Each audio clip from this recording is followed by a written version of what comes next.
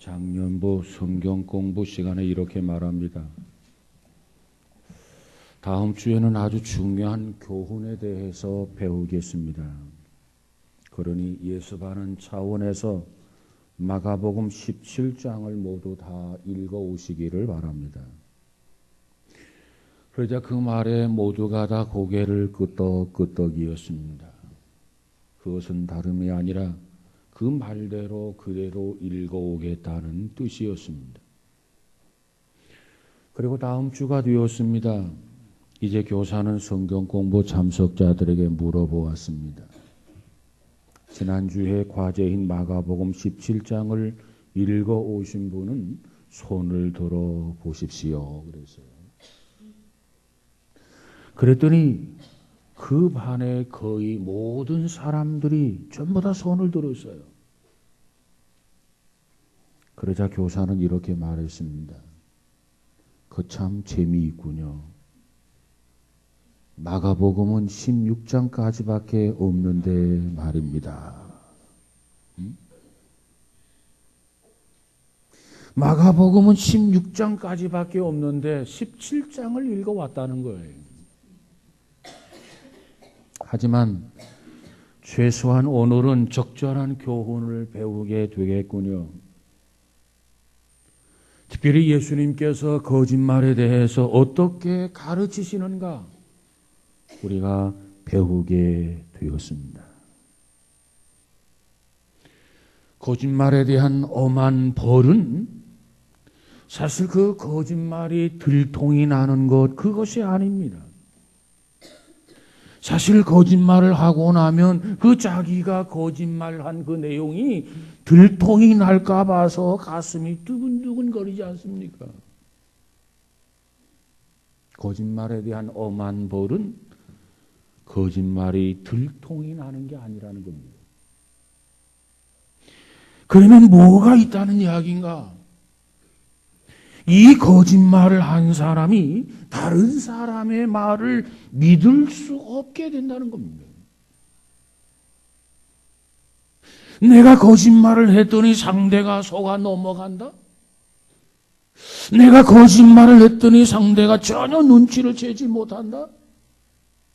내가 거짓말을 했더니 상대가 정말 그것이 진실인 것으로 알더라? 그런 과정 속에서 이제 내가 다른 사람의 말을 신뢰하지 못한다는 거예요. 믿을 수 없다는 거예요. 이것이 거짓말 한 사람에 대한 숨겨진 처벌이라 이렇게 말합니다. 거짓말이 들통이 나는 것 그것이 가슴이 두근두근하고 염려스럽고 걱정을 하고 대산처럼 한숨을 쉬지만 그러나 그것보다도 더 중요한 벌은 내가 다른 사람의 말을 믿지 못한다는 거예요. 여러분, 우리는 진실을 말할 수 있어야 합니다. 진실 앞에 서면 당혹감도 훨씬 덜할 것이고 진실 앞에 서면 정신 건강에도 훨씬 좋습니다. 물론 진실을 말함으로 해서 한동안 고통을 겪게 될 수도 있습니다. 그러나 그런 가운데서도 우리가 진실을 말하게 되면 하나님은 우리에게 용기를 주셔서 어떠한 일이든 간에 옳게 일을 처리할 수 있도록 하나님께서 축복해 주실 줄로 믿습니다. 진실해야 돼요. 우리는 가정에서도 진실해야 되고 우리는 교회 안에서도 진실해야 되고 우리는 사회 속에서도 진실해야 합니다. 그런데 문제는 오늘 이 사회가 오늘 현대가 진실이 사라진 거짓 세상이 되고 말았다는 거예요. 그렇기 때문에 진실을 말해도 진실을 믿지 않아요. 물건을 사더라도 이거 진짜입니까? 약속을 하면서 몇 번이고 반복해야만 하고 우리의 미래나 우리의 영적인 것에 이르기까지 이 땅의 가짜가 너무나도 난무하고 있어요. 무엇도 누구도 믿을 수가 없어요. 왜? 믿었다가는 손해보거든요. 믿었다가는 망하는 경우가 있거든요. 그러니까 손해보지 않기 위해서, 망하지 않기 위해서 의심하고 경계하고 자기 계산을 철저하게 합니다. 이처럼 사람이 점점점 자기 중심의 이기적인 사람이 되고 자기 중심의 개인주의화가 되어져 가고 있어요. 그래서 대화의 대상이나 우리의 이웃을 점점 잃어가고 있단 말이에요. 그러면 어떻게 됩니까? 외로워집니다. 그러면 어떻게 됩니까? 정신적인 질병을 앓게 됩니다. 무언가 답답해요. 뭔가 갇혀있는 감옥 생활을 하는 것 같습니다. 자기 위치에서 말하고 행동합니다. 자기 위치에서 자꾸 고집을 부립니다. 자꾸 부딪히고 싸웁니다. 이해가 부족해요. 의사소통이 되질 않아요. 여러분, 이런 사회 속에서 성경은 우리에게 무엇을 말하고 있습니까? 오늘 본문의 지체 비유를 통해서 오늘 교회가 하나가 되어야 된다. 성도가 하나 되어야 된다. 하나가 되지 못했다면 다시 옛날에 그 하나님이 하나 되게 하신 것을 다시 회복해야 된다. 오늘 비유를 통해서 이걸 강조해 주고 있습니다.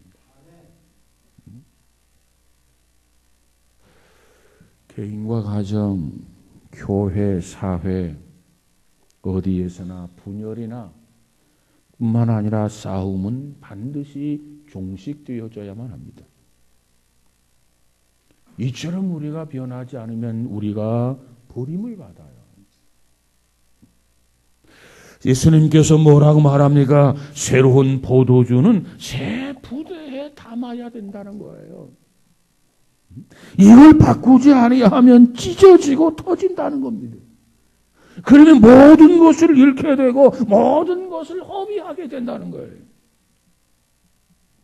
여러분, 오늘 우리 모두가 하나님 앞에 예배드리면서 오늘 우리 모두에게 정말 서로가 지체인 것을 다시 한번 확인하는 귀하고 값진 시간이 되기를 주의 이름으로 축복합니다. 우리는 서로가 지체로서 충성해야 됩니다. 충성. 오늘 본문 20절, 21절에 보니까 이제 지체는 많으나 몸은 하나라. 눈이 손더러 내가 너를 쓸데없다 하거나 또한 머리가 발더러 내가 너를 쓸데없다 하거나 하지 못하리라 그랬어요. 눈은 눈대로 기능이 있고 귀는 귀대로 기능이 있고 입은 입대로 기능이 있고 코는 코대로 기능이 있어요. 눈은 뭐 하는 겁니까? 보는 거예요. 보는 거. 귀는 뭐 하는 겁니까? 듣는 거예요. 입은 뭐 하는 겁니까? 말하는 거예요. 코는 뭐 하는 겁니까? 냄새를 맡는 거예요. 손은 뭐 하는 겁니까? 일하는 거예요. 발은 뭐 하는 겁니까? 걷는 거예요. 너무나도 상식적인 이야기입니다. 우리가 잘 알고 있어요. 그러나 우리의 이 모든 지체가 자기 각자의 기능을 발휘하지 못한다면 우리 몸은 온전할 수 없어요. 각자 기능을 제대로 충실하지 못하다고 한다면 우리 몸은 건강한 몸이 될 수가 없어요. 그래서 우리는 어떠한 지체가 되든지 간에 각자의 책임에 충성해야 합니다. 죽도록 충성해야만 합니다. 왜? 자기의 기능을 다하지 못하면, 자기 책임을 감당하지 못하면, 적당하게 하게 되면 문제와 사고를 유발하기 때문에 그렇습니다. 여러분, 차를 몰고 고속도로를 주행합니다. 그런데 눈이 자기 기능을 못한다고 생각해 보세요. 깜빡 하차하는 순간에 엄청난 사고를 유발하게 되는 거 아니겠습니까? 오늘 우리의 몸이 많은 지체가 있지만은 이와 같은 지체들이 하나로 만들어진 것은 서로 존경하고 서로 충성하고 서로가 하나가 된다고 하는 것, 이것을 인식하라는 거예요. 그럴 때 서로 협력할 수 있는 거 아니겠습니까?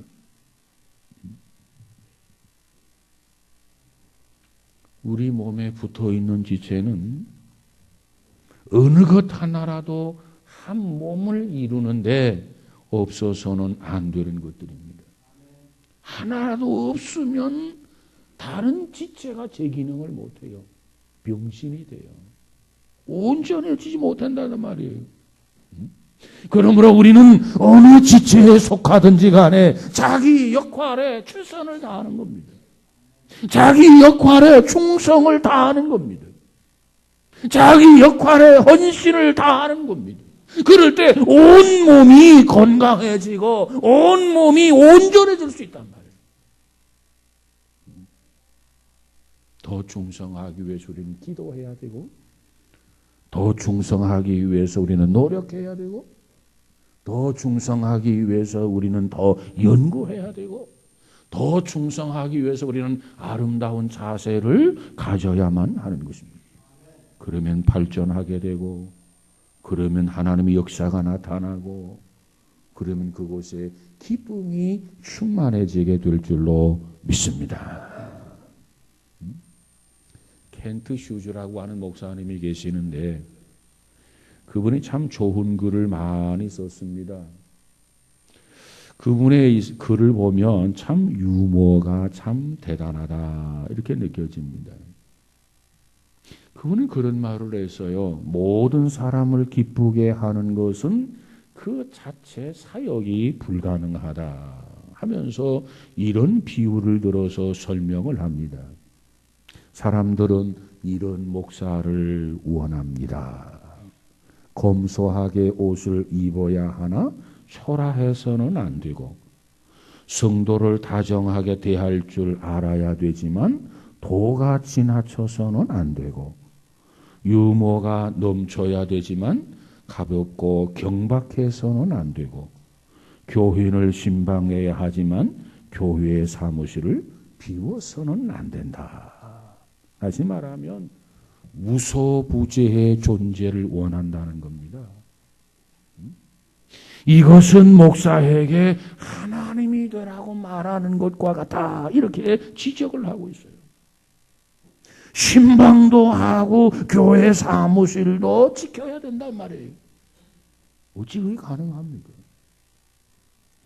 뿐만 아니라 말씀을 깊이 전해야 되지만 시사적인 것도 말해야 되고, 심오해야 되지만 또 어린이까지 이해할 수 있게 쉽게 말해야 되고, 죄를 책망해야 되지만 언제나 긍정적인 태도를 갖고, 그 가족들은 평범해야 되지만 성스러워야 하고, 두 개의 눈 중에 하나는 갈색이고 하나는 푸른색 눈이 되어야 한다 그런 말을 했어요.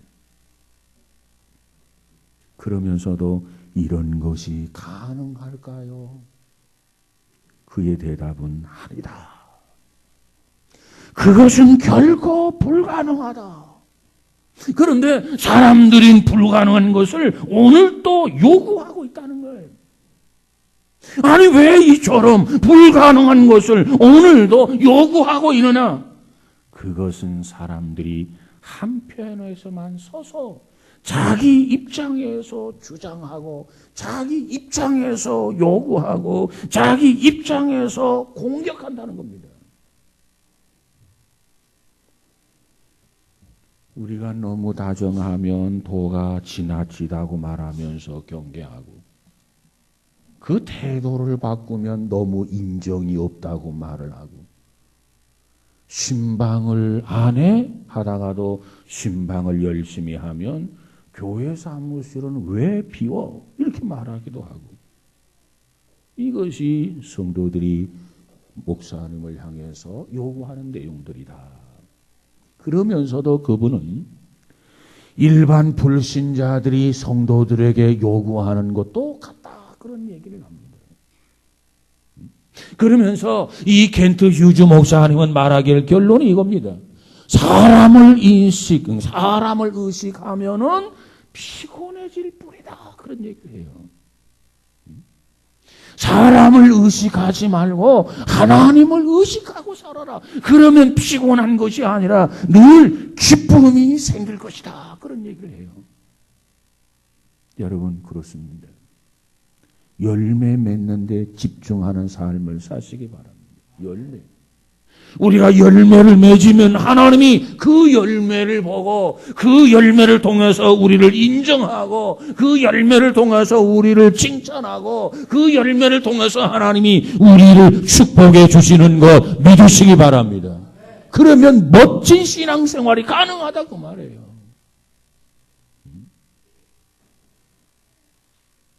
신앙인으로 살아가다 보면 방해와 비난을 많이 받을 수 있습니다. 그 방해와 비난의 소리에 귀를 기울이고 일일이 대꾸하다 보면 아무것도 못해요. 누가 뭐라고 하든지 간에 자기의 역할, 하나님 앞에서 자기의 위치에서 충성을 다하는 거예요. 하나님이 그걸 원한단 말이에요. 사랑하는 여러분, 우리들은 가정이나 교회나 사회 속에서 사람의 말에 귀를 기울이기보다는 하나님의 말씀에 귀를 기울이고 하나님 앞에 충성하는 우리 모두가 되시기를 주의 이름으로 축복합니다. 그래서 성경은 말하기를 죽도록 충성하라. 내가 생명의 멸관을 너에게 주리라. 여러분, 우리는 각자의 위치와 처소에서 최선을 다하는 충성이 우리 모두에게 있어지기를 주의 이름으로 축복합니다. 두 번째로 서로 존중하라는 겁니다. 24절 25절에 보니까 우리의 아름다운 지체는 요구할 것이 없으니 오직 하나님이 몸을 고르게 하여 부족한 지체에게 존귀를 더하사 몸 가운데서 분쟁이 없고 오직 여러 지체가 서로 같이 하여 돌아보게 하셨으니 그랬어요. 사실 우리에게 여러 지체가 있지만은 가치 기준을 어디에다 두느냐에 따라서 어떤 지체는 좀 중요하고 그에 비해서 좀 덜 중요하고 이렇게 구분할 수는 있을 것입니다. 그런데 하나님께서는요, 그 가운데에서 열등하다고 간주되는 지체들을 존귀하게 여긴다는 거예요. 그렇기 때문에 우리 신앙인들은 각자가 받은 은사를 하나님 앞에서 정실하고 진실하게 그 은사를 사용해야 됩니다. 왜? 우리의 몸과 지체는 모두가 존귀하기 때문에 그렇습니다. 서로 상호 간의 대립이 아니라 서로 협력 관계에 있는 거예요. 몸의 지체는 모두가 다 귀중해요. 쓸데없는 지체, 쓸데없는 몸의 기관은 없단 말이에요. 모두가 다 중요해요. 모두가 다. 그러므로 비난해서는 안 됩니다. 예를 들면 손과 발을 생각해 보십시다. 발은 손이 필요 없다고 하고 발은 손이 필요 없다고 서로 그렇게 무시하고 서로 싸우고 서로 분열한다고 한번 생각해 보시기 바랍니다. 그러면 그것 때문에 온 몸이 온전치 못하는 거예요. 그것은 결코 하나님의 뜻이 아닙니다. 발의 기능이 다르고 손의 기능이 다르다 할지라도 서로가 다르다 할지라도 서로가 인정하고 서로가 협력하고 서로가 존경해야 온 몸이 건강한 거예요.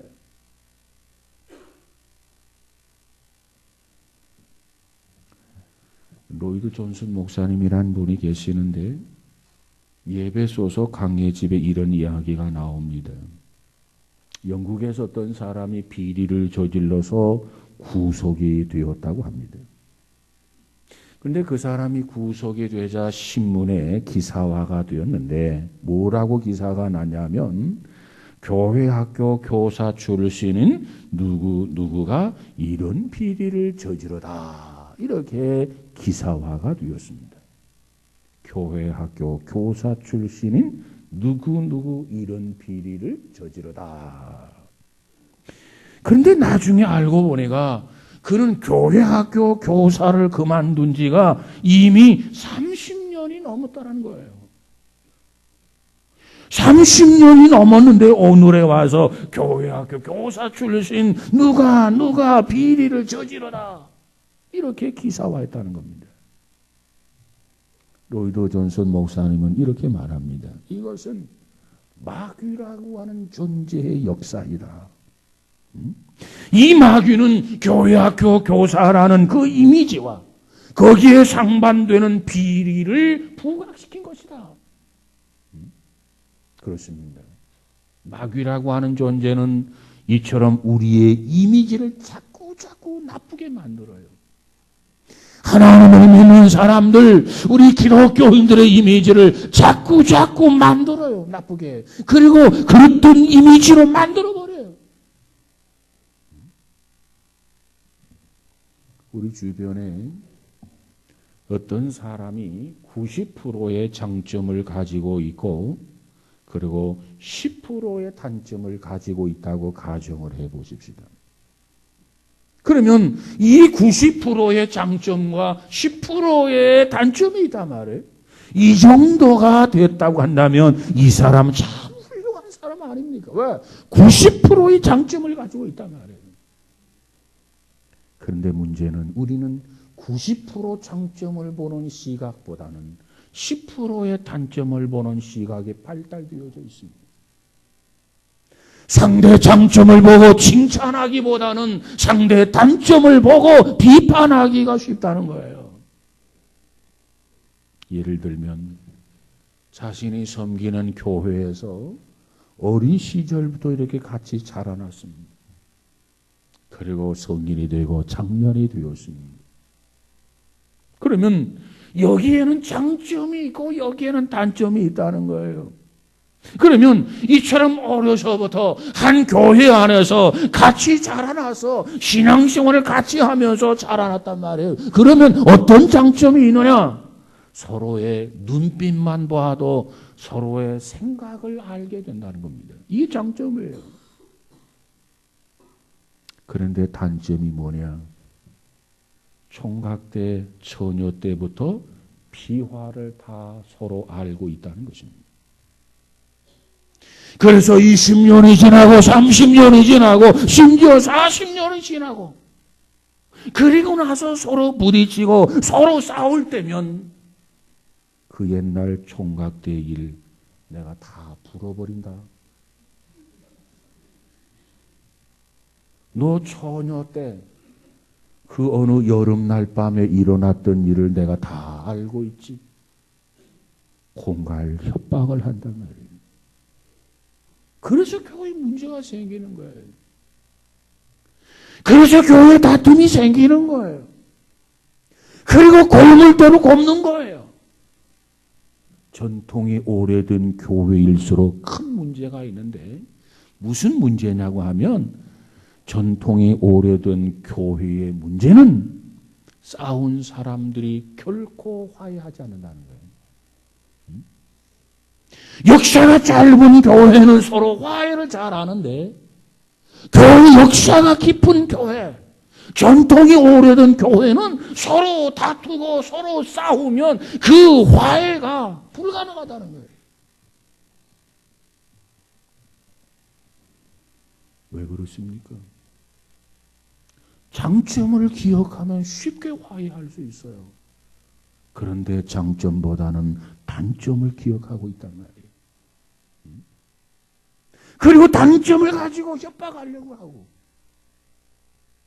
이 단점을 가지고 상대를 굴복시키려고 하고 이것이 우리가 가진 심성의 한 단면입니다. 여러분, 가장 비열한 행동은 무엇이냐? 지나간 옛날의 일들을 자꾸만 들추는 것입니다. 우리가 예수를 믿고 하나님을 믿으면 어떻게 됩니까? 변하여 새 사람 된다고 믿지 않습니까? 우리가 그리스도 안에서 거듭나고 그리스도 안에서 중생한다고 말하지 않습니까? 이처럼 달라지고 이처럼 새로워지고 이처럼 변화되었으면 된 것 아닙니까?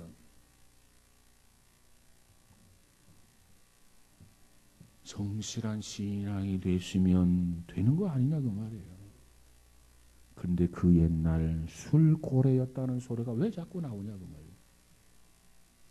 그 옛날 망난이었다는 소리가 왜 들리느냐 그 말이에요. 왜 그 옛날의 부끄러운 모습들을 왜 자꾸 들추느냐 그 말이에요. 우리에게는 장점보다도 단점을 보는 시각이 발달되어져 있어요.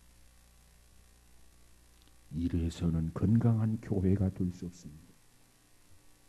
이래서는 건강한 신앙인이 될 수가 없습니다. 이래서는 건강한 가정이 될 수가 없습니다. 이래서는 건강한 사회가 될 수 없어요. 정말 건강한 사람, 건강한 가정, 건강한 교회가 되려면 어찌해야 하는가? 들추기보다는 사랑으로 덮어줘야 돼요. 서로 인정하고 칭찬해 줘야 돼요. 서로 존경해 줘야 돼요. 그럴 때 기쁨으로 교회에 뛰어나오지 않겠습니까? 그리고 열린 마음으로 말씀을 받고 감격하며 하나님 앞에 충성할 것 아닙니까? 교회만 오면 힘이 생기고 교회만 오면 능력이 생기는 것 아닙니까? 그런데 자꾸 단점만을 들춘단 말이에요. 숨겨졌던 일들을 자꾸 들춘단 말이에요. 누가 교회 오고 싶겠습니까? 여러분, 우리는 무엇보다도 이 시대에 극도로 사랑이 부족한 시대에 살고 있어요. 그러나 우리는 하나님을 믿는 자녀요, 하나님을 믿는 백성으로서 정말 서로 사랑할 수 있는, 그리고 서로 존중할 수 있는 우리 모두가 되시기를 주의 이름으로 축복합니다. 우리는 한 지체입니다. 한 몸입니다. 그를 높여주고 그를 존경해주면 내가 높아지고 내가 존경을 받는단 말이에요. 아무쪼록 존경하고 존경받는 지혜를 택하는 귀한 성도가 되시기를 주의 이름으로 축복합니다. 세 번째로 영광을 들읍시다. 26절 27절에 보니까 만일 한 지체가 고통을 받으면 모든 지체도 함께 고통을 받고 한 지체가 영광을 얻으면 모든 지체도 함께 즐거워하나니 너희는 그리스도의 몸이요 지체의 각 부분이라 그랬어요. 지체들은요 공동체 의식과 공동의 감정을 가지고 있어요. 손톱 밑에 가시가 박혔다. 온 몸이 아픔을 같이 느낍니다. 이 손가락만 아픔을 느끼는 거 아니에요. 우리 각자 지체는요, 독립된 개체가 아니라 유기적으로 긴밀하게 연관되어져 있는 하나의 몸이라 그 말이에요. 그래서 사도 바울은 이처럼 하나의 유기체로 지음받은 사람의 몸을 가지고 있는 그 특성을 설명하면서 교회가 지녀야 할 공동체성을 교훈하고 있는 것입니다. 우리 모두는 자신이 그리스도의 몸임을 알아야 됩니다. 교회에 있어서 중요한 지체임을 알아야 합니다. 그런 가운데 하나님의 주권을 세우고 하나님 나라 영광을 위해서 살아가야 할 존재임을 깨닫고 정말 사도 바울이 말한 그대로 살아도 주를 위해서 살고 이제는 주를 위해서 죽겠습니다. 이런 각오와 이런 결단이 우리 모두에게 필요해요. 그런 결단으로 살아가는 성도가 될 때 하나님께 영광을 돌리는 성도가 될 수 있단 말이에요. 그런 결단을 가지고 살아갈 때 세상의 빛이 되고 세상의 소금이 될 수 있다고 말해요. 여러분, 우리는 이런 모습으로 살아가십시다. 그래서 하나님의 영광을 깨뜨리는 것이 아니라 하나님께 영광을 돌려드리는, 하나님의 영광을 저버리는 자가 아니라 살아도 죽어도 먹든지 마시든지 무엇을 하든지 하나님의 영광을 위해서 사는 그러한 귀한 도구들이 되시기를 주의 이름으로 축복합니다. 하나님께 영광을 돌리는 일이라면 내가 어떤 희생도 감수하겠다. 하나님께 영광을 돌리는 일이라면 어떠한 대가도 내가 지불하겠다. 하나님께 영광을 돌리는 일이라면 내가 죽어도 좋다. 이런 결단이 우리에게 필요합니다. 그런가 하면 하나님의 영광이 아니라면 어떠한 이익도 나는 포기하겠다. 하나님의 영광이 아니라면 어떠한 권리도 나는 포기하겠다. 하나님의 영광이 아니라면 어떠한 희생적 결단도 내가 감수하겠다. 이런 자세가 필요하다 그 말이에요. 그래서 우리의 모든 일의 기준이 어디에 있느냐? 하나님의 영광이 되어야 됩니다. 이것이 하나님께 영광이 되는 거냐? 영광이 아니 되는 거냐? 영광을 돌리는 거냐? 영광을 깨트리는 거냐? 여러분, 우리 모두는 하나님께 영광이 되어지는 그러한 성도가 되시기를 주의 이름으로 축복합니다. 여러분, 우리가 하나님께 영광을 돌리려면 필요한 힘을 얻어야 돼요. 필요한 능력을 우리가 얻어야 돼요. 그러면 무엇을 믿고 무엇을 확신할 때 힘을 얻고 능력을 얻을 수 있느냐? 이렇습니다. 여러분에게는 결코 정죄함이 없습니다. 여기에 아멘 할 때 내 안에 힘이 생기는 거예요. 내 안에 능력이 생기는 거예요. 그래서 살든지 죽든지 주님의 영광을 위해서 살고 죽는 거예요. 왜? 정말 결코 나는 정죄함이 없기 때문에. 이 사실을 믿으시기 바랍니다. 어둠의 권세와 흑암의 권세에서 우리는 벗어난 것을 믿으시기 바랍니다. 이 사실 앞에 그래 나는 어둠의 권세, 흑암의 권세에서 나는 자유를 얻었노라, 나는 벗어났노라, 이걸 확신하고 이것을 믿으면 우리에게 힘이 생기고 우리에게 능력이 생겨요. 이 사실 앞에 아멘. 우리는 의롭다함을 얻은 줄을 믿으시기 바랍니다. 나는 의인이다. 나는 의롭다함을 얻었다. 이것을 믿을 때 이 자체가 나에게 힘이 되고 능력이 되고 에너지가 되어서 이 말씀 안에서 하나님이 역사하는 기적을 체험하게 될 줄로 믿습니다. 나는 그리스도 안에서 이미 온전케 되었어요. 이걸 아멘. 그래 나는 온전해. 주님을 떠나서는 내가 불온전하지만 주님 안에서는 내가 온전해. 이런 믿음을 가질 때 그것이 나에게 힘이 되고 그것이 나에게 능력이 되는 것을 믿으시기 바랍니다. 그리고 결코 나는 버림받지 않아. 하나님은 결코 나를 버리지 않아. 이 사실을 믿고 이 사실을 확신할 때 그것이 나에게 힘이 되고 그것이 나에게 능력이 된단 말이에요. 사랑하는 여러분, 우리 모두가 이 믿음을 가지고 사시기를 주의 이름으로 축복합니다. 사실 하나님 앞에 받은 은혜 하나하나 세하려 본다면 너무나도 많아요. 그 큰 은혜를 우리가 받았어요. 내게 주신 그 은혜를 무엇으로 보답할꼬? 정말 하나님이 주신 은혜를 알고 그 은혜에 보답하며 살아가는 삶. 하나님, 내가 그 은혜를 쫓아서 살겠습니다. 하나님이 힘 주시고 하나님이 능력을 주셔서 하나님께 영광을 돌리는 삶으로 인도해 주실 줄로 믿습니다. 나는 구원받았어. 나는 영생을 선물로 받았어. 기뻐하지 않겠습니까? 즐거워하지 않겠습니까? 기쁨과 즐거움 속에 하나님께 영광을 돌리지 않을 수 있겠습니까? 응?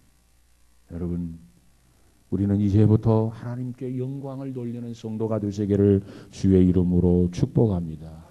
이제는 어느 곳이든지 가정이나 교회나 직장이나 어디서든지 먹든지 마시든지 살든지 죽든지 하나님께 영광을 돌리는 도구, 쓰임받는 인물들이 다 되시기를 주의 이름으로 축원합니다.